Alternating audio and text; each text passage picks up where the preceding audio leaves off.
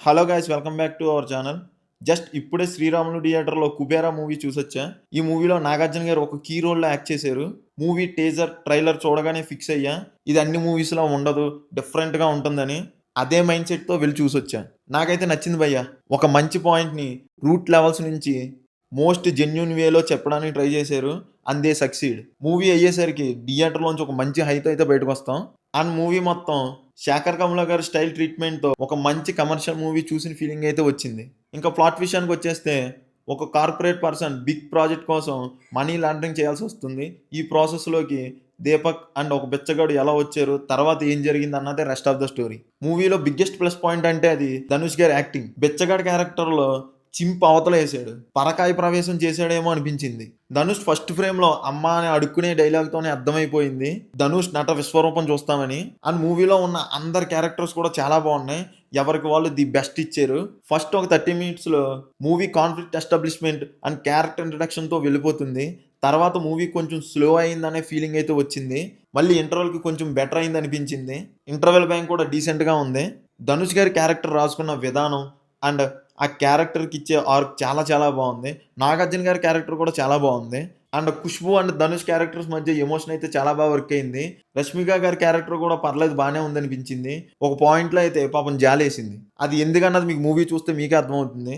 Compare to first half కన్నా second half చాలా చాలా బాగుంది. కొన్ని ఎలివేషన్ సీన్స్కి అయితే జై అంటూ ఒకేసారి లేపినట్టు అనిపించింది.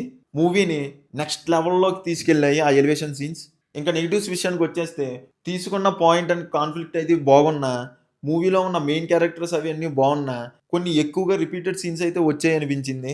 అండ్ మూవీ రన్ టైం కూడా 3 అవర్స్ 15 మినిట్స్. డైరెక్టర్ గారు మూవీ మీద ఉన్న ప్రేమ తగ్గించుకుని కొన్ని సీన్స్ కట్ చేసి ఉంటే బాగుంది అనిపించింది.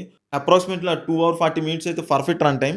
హీరో క్యారెక్టర్కి ఎక్కువ ఎలివేషన్స్ ఉండే మూవీ అయితే ఎక్కువసేపు చూడగలం, లైక్ యానిమల్లా. కానీ ఇది డ్రామా ఎక్కువగా ఉన్న మూవీ, సో కొంచెం తగ్గించుంటే బాగుంది అనిపించింది. అండ్ స్క్రీన్ ప్లే కూడా కొంచెం ఫ్లాట్గా ఉన్న ఫీలింగ్ అయితే వచ్చింది. కొంచెం గ్రిప్పింగ్గా ఉంటే బాగుంది అనిపించింది. అండ్ టెక్నికల్గా అయితే మూవీ అయితే చాలా చాలా బాగుంది. సినిమా ఫోటోగ్రఫీ కూడా చాలా న్యాచురల్గా ఉంది. మోస్ట్ ఆఫ్ ద సీన్స్ అన్ని ఒరిజినల్ లొకేషన్స్లో తీశారు, అవి కూడా చాలా బాగున్నాయి. దేవిశ్రీ ప్రసాద్ మ్యూజిక్ అయితే నెక్స్ట్ లెవెల్లో ఉంది. ఎలివేషన్స్ కోసం కొట్టే బీజిఎం అండ్ ఎమోషన్ సీన్స్లో వచ్చే బీజిఎం కూడా చాలా చాలా బాగుంది. ఇంకా సాంగ్స్ విషయానికి వచ్చేస్తే 2 సాంగ్స్ అయితే బాగున్నాయి. పోయిరా పోయిరా సాంగ్కి అయితే థియేటర్లో పూనకాలే. డైరెక్టర్ శేఖర్ కమ్ల గారు 2 డిఫరెంట్ వరల్డ్స్, ఒకటి అల్ట్రా రిచ్ అండ్ ఇంకొకటి ఈ ప్రపంచమే పట్టించుకొని ఒక బెచ్చగాల్ లైఫ్, ఈ 2 డిఫరెంట్ వరల్డ్స్ మధ్య ఒక మంచి కాన్ఫ్లిక్ట్ని ఎస్టాబ్లిష్ చేసి ఒక మంచి పాయింట్ని అయితే చెప్పడానికి ట్రై చేశారు. And he succeed also.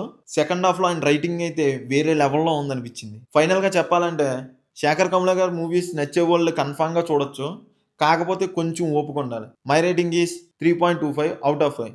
That's it guys. మీకు మా రివ్యూ నచ్చినట్టయితే please do subscribe to our channel.